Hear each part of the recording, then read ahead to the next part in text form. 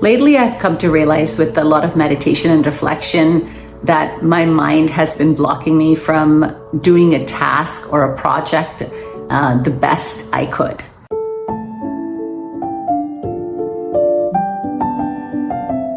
Even though I have the skill, many times I find myself procrastinating.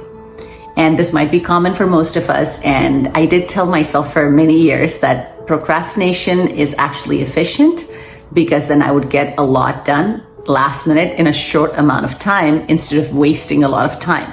But with reflection, what I understood was my mind created a mental goal, which is very grandiose many times. And I had no way of achieving this mental mega goal that I set out to do with a project or a task. So I would just procrastinate. And when I stopped doing that after meditating and reflecting and threw away those pictures of what it would be, I would actually concentrate on the task at hand and use my skills and enjoy the task and do it fully. And it would turn out way better and much better. Now that I realize this is my habit and this is my mind, it's a lot easier to get into this non-mind mindset and finish a task and actually enjoy it.